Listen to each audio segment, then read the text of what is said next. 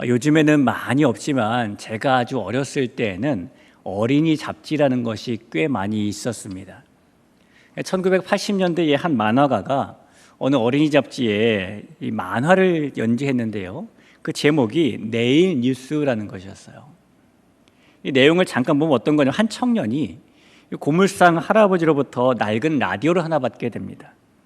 라디오를 틀었더니 거기서 내일 벌어질 뉴스가 흘러나오는 거예요. 그리고 정말 다음 날 그 뉴스대로 일이 진행이 되는 겁니다. 그래서 그것을 가지고 겪는 에피소드를 만화로 엮어낸 것이었죠. 여러분, 만약에 우리에게 그런 라디오가 하나 있다면 어떨까요? 이 미래를 미리 알 수 있으면 하는 것은 모든 사람들이 바라는 작은 소망, 바람 중에 하나일지도 모르죠. 그래서 이 동서고금을 막론하고 이 점쟁이 집에 사람들의 발길이 끊이지 않는 것이고요. 하다못해 우리가 신문을 보면은 오늘의 운세 코너가 사라지지 않는 것도 그런 이유일 수도 있습니다. 여러분, 내일 일어난 일을 우리가 미리 알게 된다면 우리는 도대체 어떻게 오늘을 살게 될까요? 아마 모든 사람들은 그 내일 일어날 일에 맞춰서 삶을 살지 않을까요? 내일 어디에서 사고가 난다라는 걸 알게 되면은 내일은 그쪽으로 안 가려고 할 것이고, 심지어 내일 발표할 로또 번호를 뭔지 알게 된다면 오늘 복권을 사지 않을 사람은 아무도 없겠죠. 이 내일 일어날 일을 미리 알고 있게 된다면 가만히 있지 않고 그것에 걸맞는 행동을 하는 것이 바로 모든 사람들이 취할 정상적인 모습일 겁니다. 이 바울은 오늘 디모데후서를 보면은 디모데에게 나중에, 즉 내일 이런 일이 있을 것이다 라는 말씀을 오늘 본문에서 주고 있어요. 3절에 보니까 바울은 앞으로 이런 때가 온다라고 말을 합니다. 3절에 이렇게 써 있죠. 때가 이르리니 사람이 바른 교훈을 받지 아니하며 귀가 가리워서 자기의 사욕을 따를 스승을 많이 둘 때가 온다라고 말하는 겁니다. 자, 아직은 오지 않았지만 바울이 보기에 앞으로 사람들이 올바른 가르침을 받아들이지 않는 그런 때가 온다라고 생각하는 것이죠. 이 다윗이 어느 날 낮잠을 자고 어슬렁어슬렁 옥상을 거닐다가 그만 한 여자가 목욕을 하는 장면을 보게 되었습니다. 그리고 그가 이 왕의 권력을 사용해서 그 여자를 자기 침실로 불러들였죠. 이 여자는 다윗을 위해 충성을 다하느라고 전쟁터에 나가 싸우고 있는 우리아라는 장수의 아내였어요. 그런데 다윗이 그 아내를 불러들여서 함께 침실에서 시간을 보내고, 시간이 지난 후에 그만 덜컥 우리아의 아내가 이 다윗과 동침한 후 임신을 하게 되었습니다. 여러분, 남편이 전쟁터에 나가 없는 사이에 이 유부녀가 임신을 했으니 이제 외도의 상대가 누구인지 밝혀지는 것은 시간 문제겠죠. 그런데 신명기 22장 22절에 보면은 이런 경우에 범한 죄에 대해서 어떤 처벌을 해야 되는지 말씀이 있는데요. 이런 말씀입니다. 어떤 남자가 유부녀와 동침한 것이 드러나거든 그 동침한 남자와 그 여자를 둘 다 죽여 이스라엘 중에 악을 제할지니라 라고 말하죠. 지금 분명히 우리아의 아내는 유부녀입니다. 그리고 그녀가 임신했기 때문에 시간이 지나면은 이제 누가 외도의 상대인지 밝혀지게 될 텐데 그게 바로 다윗이죠. 다윗은 이 밧세바가 임신했다라는 소식을 듣고 눈앞이 캄캄해졌을 겁니다. 그래서 그가 우리아를 집으로 불러들이잖아요. 전쟁 중이지만 휴가를 주어서 집으로 불러들이는 겁니다. 오랫동안 전쟁터에 나가 있던 남자이니 집에 돌아오면 당연히 자기 아내와 함께 동침할 것이고, 동침을 하고 나면 뭐 그 당시에 지금처럼 유전자 검사가 있는 것도 아니니 우리아의 아내가 다윗을 통해 임신을 한 것이 무마될 것이고, 이런 잔머리를 다윗이 지금 굴리게 되는 것이죠. 그러나 우리가 잘 알고 있는 반대로 모든 일이 다윗의 계획과 생각대로 진행되지는 않았어요. 이 우리아가 충직해도 너무 충직해서 자기의 동료들은 전쟁터에서 싸우고 있는데 나만 어떻게 집에 들어가서 편한 데서 잠을 잘까라는 생각에 휴가를 받았지만 집에 들어가지 않은 겁니다. 그 사실을 듣고 다윗이 머리가 지끈지끈했을 겁니다. 결국 다윗은 이 우리아를 최전방 가장 위험한 곳으로 보내서 전쟁터에서 죽게 만들고 과부가 된 그 아내를 궁으로 다시 불러들이게 됩니다. 지금 1년에 다윗이 벌이고 있는 모든 일들은 다윗이 자기 하나 살자고 벌이고 있는 그런 일들이에요. 여러분, 그런데 그 이유가 더 중요하죠. 하나님께서 그런 다윗을 그냥 두고만 보지 않으셨습니다. 나단이라는 선지자를 보내셔요. 나단이라는 선지자가 와서 다윗에게 이런 얘기를 하는 겁니다. 양과 소가 많은 어떤 한 부자가 있었는데 자기 집에 손님이 오니까 자기의 양과 소를 아끼느라고 옆집에 사는 딱 한 마리 작은 양 새끼를 키우고 있는 사람의 그 양을 빼앗아서 그것을 잡아서 손님을 대접했다라는 내용의 이야기였습니다. 근데 이 이야기를 듣고 다윗이 너무 화가 나서 세상에 그런 나쁜 사람이 있냐고, 내가 하나님께 맹세하는데 그런 사람은 살려둘 수 없다라고 장담하게 됩니다. 그러자 여러분, 나단이 뭐라고 하죠? 당신이 그 사람이라 라고 말합니다. 그 사람이 바로 다윗 당신이라고 얘기했다는 거예요. 여러분, 이 말을 듣고 다윗이 어떻게 반응했을까요? 이 다윗은 그 말을 듣고 내가 여호와께 죄를 범하였노라 라고 반응합니다. 여러분, 다윗은 왕이었잖아요. 대부분 높은 자리에 있는 사람들은 다른 사람의 말을 잘 들으려고 하지 않습니다. 올바른 가르침을 주어도 잘 귀담아 들으려고 안 하죠. 특히 높은 자리에 있는 사람들은 누가 자기를 가르치려고 하는 것 같으면 당신이 뭔데 나를 가르쳐? 대뜸 이렇게 생각을 합니다. 누구에게 올바른 가르침을 들으면 대부분의 반응은 아니 그게 아니라 라고 시작하거나 혹은 네가 뭘 한다고 그래? 라는 말로 시작을 하죠. 이런 모습이 대부분의 모습입니다. 그런데 그동안 자신의 잘못을 숨기기 위해서 가진악을 다했던 이 다윗이 역시 그 잘못이 드러나지 않도록 자신이 가진 왕의 권력을 가지고 이 나단 선지자의 말을 묵살하고 귀를 닫을 수도 있었을 거예요. 하지만 다윗은 올바른 가르침에 머리를 숙이게 되죠. 여러분, 이런 다윗의 모습과 달리 이 바울은 말하기를 앞으로는 사람들이 다윗처럼 올바른 가르침을 듣고 하나님 앞에 나가는 대신에 바른 교훈을 받지 않고 자기의 사욕을 따라서 허탄한 이야기 앞으로 나아갈 때가 온다라고 말하는 것입니다. 여러분, 내일의 모습이 그런 것을 안다면 오늘 우리는 그 내일을 예비하고 대비하고 살아야 되겠죠. 하나님께서 주신 그 가르침을 내일만이 아니라 오늘도 귀를 기울이고 살아가는 모습이 바로 그런 모습일 것입니다. 그렇게 내일을 알고 사는 사람으로서 우리가 살아야 된다는 겁니다. 또 바울은 말하기를 그때가 되면은 앞으로 사람들이 자기 욕망에 따라서 진리의 귀를 다 막은 그런 선생들만 모은다라고 말합니다. 4절에 보니까요, 또 그 귀를 진리에서 돌이켜 허탄한 이야기를 따르리라라고 말하죠. 우리가 이 이야기와 가장 어울리는 이 솔로몬의 아들 이야기를 좀 예를 들어볼 수가 있을 것 같아요. 솔로몬이 죽고 아들인 르호보암이 왕이 되었을 때에 이 백성을 대표하는 지도자들과 이 여로보암과 많은 사람들이 이 왕을 찾아와서 백성들의 불만을 이야기합니다. 당신의 아버지인 솔로몬 왕 시대에 너무 세금이 높았고 과중한 부역이 많았다. 이제는 좀 쉬게 해달라라는 부탁이었습니다. 그래서 갓 왕이 된 르호보암이 이를 어떻게 처리할까 하다가 국가의 원로들을 모으죠. 의견을 물었습니다. 그러자 이 백성들의 상황을 너무나 잘 알고 있던 원로들이 르호보암 왕에게 백성들의 마음을 잘 받아들이고 백성 위에 군림하지 말고 백성을 겸손히 섬기는 왕이 되라라고 조언을 해줍니다. 근데 그 말을 듣고 나니까 르호보암이 별로 그렇게 기분이 좋지가 않은 거예요. 그래서 자기가 왕인데 왕에게 그 마음을 다 받아주고 왕노릇하지 말고 겸손히 섬기라라고 하니까 마음이 좋았겠습니까? 그래서 르호보암이 이번에는 그 원로들 대신에 자기가 어렸을 때 왕자일 때 어울려 함께 놀던 친구들을 불러서 상황을 이야기하고 해법을 물었어요. 그랬더니 그 젊은 친구들이 한 목소리로 말하는 것이 왕이 지금 나이가 어리다고 무시하는 것이다. 지금은 더 강하게 나가야 된다라고 말했죠. 결국 르호보암이 그 친구들, 귀가 막힌 선생들, 그 친구들의 의견을 듣고 자기의 욕망을 따라 최악의 선택을 합니다.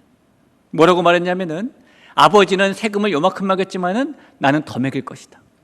아버지는 부역을 이만큼 시켰지만은 나는 너희들이 허리가 휠 정도로 더 시킬 것이다 라고 말합니다. 그리고 아버지가 말 안 듣는 백성들을 채찍으로 다스렸다면 나는 전갈 채찍으로 다스릴 것이다 라고 말해요. 여러분, 이 일 때문에 무슨 일이 벌어집니까? 결국에 백성들의 마음이 돌아섭니다. 그리고 여로보암을 중심으로 다른 나라를 세우게 되는 거예요. 결국 이 일 때문에 이것이 물론 그 선대 때에 많은 원인도 있었겠지만은 이것이 트리거가 돼가지고 방아쇠가 되어서 남쪽에는 유다 지파와 베냐민 지파 달랑 두 지파만 남는 유다라는 나라가 생겨졌고 북쪽에는 10지파가 모여서 여로보암과 나라를 세우게 됩니다. 여러분 지금도 그렇습니다. 사람들은 점점 자기의 욕망을, 자기의 마음을 시원하게 긁어줄 그런 선생들만 자기 주위에 두려고 합니다. 하지만 우리는 나의 마음을 시원하게 해주는 그런 선생들이 아니라 하나님의 마음을 시원하게 해주는 사람들 옆에 두고 살아야 되는 것이죠. 이것이 내일을 아는 사람들의 오늘의 삶의 모습이라고 말할 수가 있어요. 자, 바울은 또 이어서 말합니다. 그때가 되면은 앞으로 사람들이 진리를 듣는 귀를 거부할 때가 온다라고 말을 해요. 생각해보면 이 바울이 염려했던 그때나 지금이나 진리를 받아들이려고 하지 않는 사람들이 많이 있죠. 예를 들어 볼까요? 1969년에 인류 최초로 사람이 달에다가 발자국을 남긴 사건이 있었습니다. 그런데 요즘에는요, 달에 사람이 간 것이 조작된 것이다 라고 그 사실 자체를 받아들이지 않는 사람들도 있어요. 이 고대 메소포타미아의 유적에 그려진 지구의 모습은 구형이 아니라 평평한 모습이었습니다. 하지만 고대 그리스에서 배를 타고 실제로 항해를 하면서 지구가 평평한 대지가 아니라 둥글다라는 것을 알게 되었죠.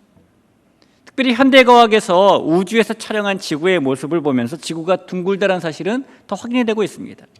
그런데 요즘에는요, 지구가 둥글다라는 사실을 받아들이지 않고 지구가 평평하다고 생각하는 사람들도 나타나고 있습니다. 이렇게 역사적인 사건이나 천체에 대해서 밝혀진 그런 사실도 진실로 받아들이지 못하는 사람들이 나오고 있는데요.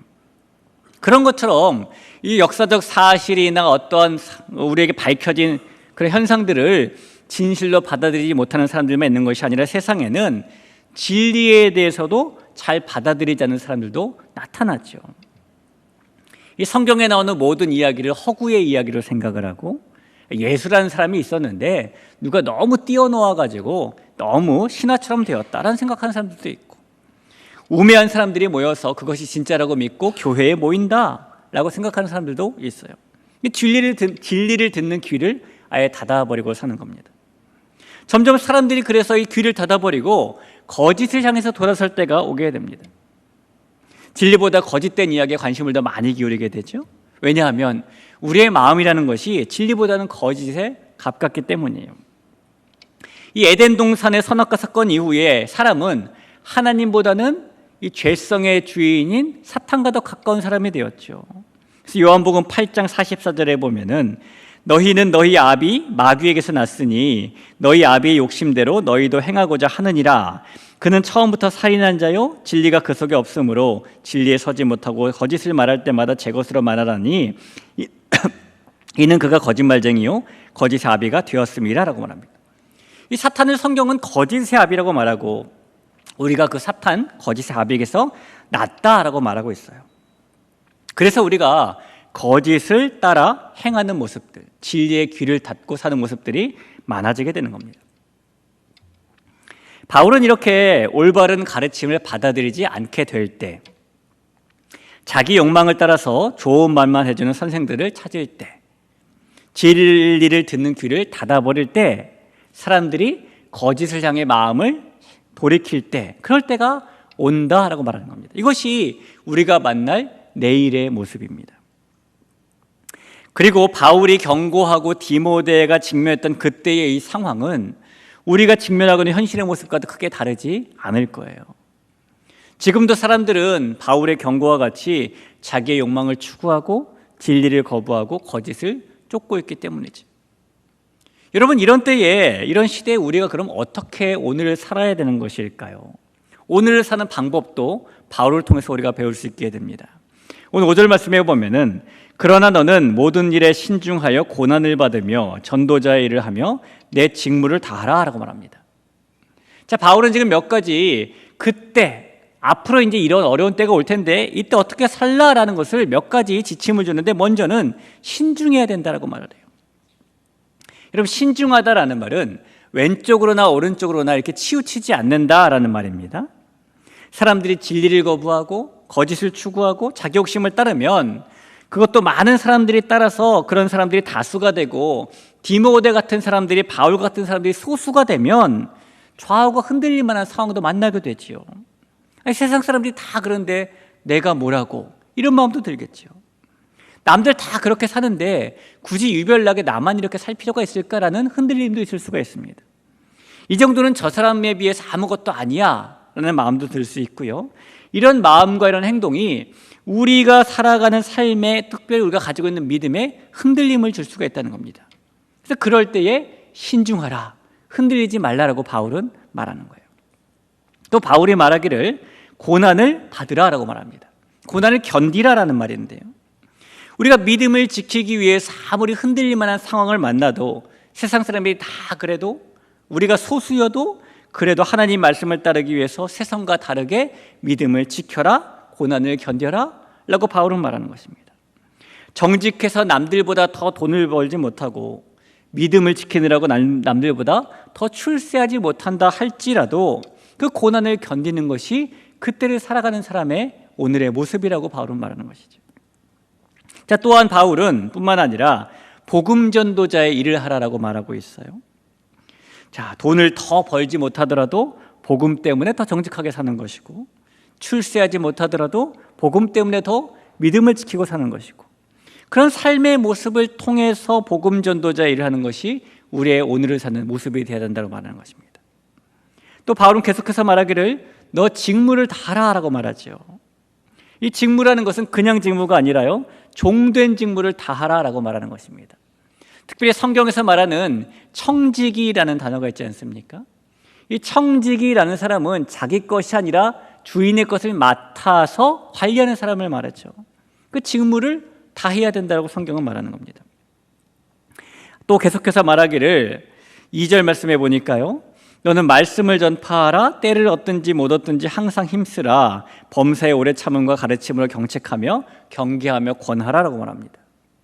바울은 말하기를 때를 얻든지 못 얻든지 말씀을 전파하기를 계속해야 된다라고 말을 해요. 마치 유대인들이 이 옷소매에도 말씀을 적고 옷술에도 말씀을 적고 심지어 말씀을 적어 통에 넣고 그 통을 이마에다 차고 다니고 그랬던 것처럼, 우리가 말씀을 가까이 하고 그 말씀이 나를 통해 증거되도록 해야 되는 것이 우리의 직무다라고 바울은 말하는 것이죠.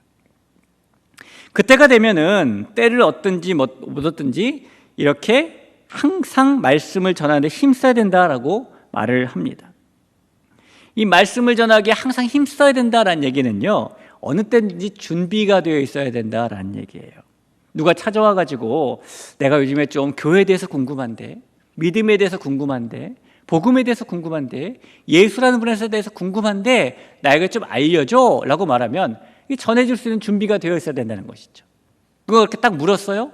그럼 우리가 그때 금방 알려주지 못하고 잠깐만 내가 3일만 좀 알아보고 3일 후에 만나서 알려줄게 라는 것보다는 우리가 준비되어 있어서 내가 아는 것만큼, 내가 경험한 하나님, 내가 만났던 은혜, 내가 알고 있는 예수님에 대해서 전할 준비가 되어 있으라는 것이죠. 우리가 하나님의 말씀을, 특별히 하나님을 비추는 거울로 반짝반짝 닦여 있는 상태가 되라라는 말씀이 되는 것입니다. 예수님의 씨 뿌리는 비유에 보면은 말씀이 비춰질 때에 그 말씀을 마음에서 빼앗기지 말고 시련이 오더라도 말씀을 배반하지 말고 염려와 재물과 향락을 추구하느라고 말씀을 잃어버리지 말고, 그렇게 할 때에 우리가 하나님을 투영할 수 있는, 반사할 수 있는 거울이 되는 것이죠. 그런 거울로 준비되어 있어야 하는 것이 우리의 직무라는 것입니다. 계속해서 바울은 말해요. 깨닫게 해야 되고 훈계해야 되고 위로해야 된다. 하나님의 말씀으로, 그 말씀에 순종한 우리의 삶의 모습으로 누군가를 깨닫게 하고 훈계하고 위로하는 것, 그것이 직무라는 것입니다. 여러분, 1년에 이런 모습들이 그때 거짓의 사람들이 마음을 돌리고 진리에 대해서 귀를 닫아버리고 이런 시대를 살아가는 사람들의 오늘의 삶의 모습이라는 것입니다. 오늘 우리가 살아가는 삶의 모습은 바울이 말하는 것처럼 신중해야 되고요, 흔들리지 말아야 되고요, 고난을 견뎌야 되고요, 복음 전도자의 일을 해야 되고요, 종된 직무를 다 해야 되고요, 늘 전할 준비가 되어 있어야 되고요, 그것을 통해 사람들을 깨닫게 하고 훈계하고 위로해야 된다는 겁니다. 그리고 바울은 자신은 그렇게 했다라고 말해요. 죽음을 앞둔 자신이 돌아보니까 이 거짓이 가득한 세상에서 자기는 선한 싸움을 싸워왔고 경주를 계속했고 믿음을 지켜왔다라고 말하지 않습니까? 여러분, 바울만이 그런 것은 아닙니다. 디모데만 그런 것도 아니에요. 우리는 진리를 거부하고 자기 욕망을 따르고 거짓을 추구하고 사는 다수의 세대와 다르게 살았던 수많은 믿음의 사람들을 성경을 통해서 만나게 되죠. 세상은 바보라고 놀렸겠지만 유혹을 이겨냈던 요셉이나 300명이라는 소수였지만 순종의 횃불을 들었던 기드온이나 850명이라는 거짓과 싸워서 이겼던 엘리야나 우상을 추구하는 사람들의 모략을 받았지만 사자도 굴복시켰던 다니엘이나 풀무불을 이겨낸 그 세 친구나 이 모든 사람들이 올바른 가르침을 거절하고 자기의 욕심을 채우는 것만 도와줄 선생을 찾고 진리를 듣는 귀를 막아버린 세상 속에서 좌로나 우로나 흔들리지 않고 믿음을 지키며 살았던 사람들입니다. 여러분, 앞서 말씀드린 내일의 뉴스를 알려주는 라디오가 있다면 어떠실 것 같습니까? 내일 무슨 일이 일어날지 우리가 안다면 가만히 있는 것이 아니라 그에 걸맞게 행동을 해야 되는 것처럼 성경이 말씀하는 그때의 모습을 아는 우리는 그때에 걸맞는 삶의 모습을 가지고 살아가야 됩니다. 우리가 거짓으로 가득 찬 세상의 유혹을 거스르며 살아야 된다라는 것이죠. 하나님 나라와 주신 사명을 위해서 그래야 한다는 것입니다. 이 세상의 낙은 잠시 잠깐이다 라는 사실 우리가 늘 잊지 말고 세상의 낙에 안주하지 않는 하늘의 면류관을 향하는 그런 사람들이 우리가 되어야 하는 것이죠. 오늘 여러분 명절 음식 맛있게 드셨어요? 아마 전두 해 드셨을 것이고 어제 점심에 제가 9층에서 이렇게 엘리베이터 타고 1층에 쫙 내려가자마자 저희 그 라인에 1층에 누가 사시는지 전을 정말 맛있게 부치는구나. 나 냄새가 정말 이 복도까지 쫙 났어요. 그런 맛있는 음식 드셨을 겁니다. 여러분, 그러나 우리가 365일 그렇게 먹고 살지는 않아요. 그렇게 아무리 맛있게 우리가 아침과 점심을 먹었어도 저녁 되면은 또 배고파지죠. 그래서 우리가 아무리 맛있게 먹는 것도 잠깐이에요. 조금 지나면 또 배고파집니다. 이 세상에서 만나는 그 무엇이든 그것이 우리에게 주는 즐거움이든 기쁨이든 세상을 통해 오는 그 모든 것들은 다 잠깐의 한 끼 식사와 비슷합니다. 그래서 우리가 영혼을 바라보고 세상의 낙에 안주하지 않고 하늘 면류관을 향해서 달려가는 것이죠. 오늘 이 디모데후서는 바울이 죽음을 앞둔 얼마 전, 그러니까 죽기 얼마 전에 마지막으로 쓴 편지라고 봐도 됩니다. 그가 일생 동안에 우리 주님을 향해서 달려갔던 길을 되돌아보면서 쓰고 있는 편지라고 봐도 되고, 그가 마지막으로 당부해주고 마지막으로 남겨주고 싶은 말을 기록하고 있는 성경이라고 봐도 됩니다. 그가 그렇게 말하는 거예요. 미래에 그런 때가 온다. 우리의 시대는 그런 시대다. 그런 시대에 휩쓸리지 말고 좌우로 흔들리지 말고 이렇게 살자. 하늘나라를 바라보고 살자라고 디모데에게 당부해 줍니다. 오늘 이 당부가 디모데를 향한 당부만이 아니라 저와 여러분을 향한 동일한 시대를 살고 있는 저를 향한 동일한 그런 당부가 되길 간절히 소원합니다. 우리 이 시간에 같이 한번 기도할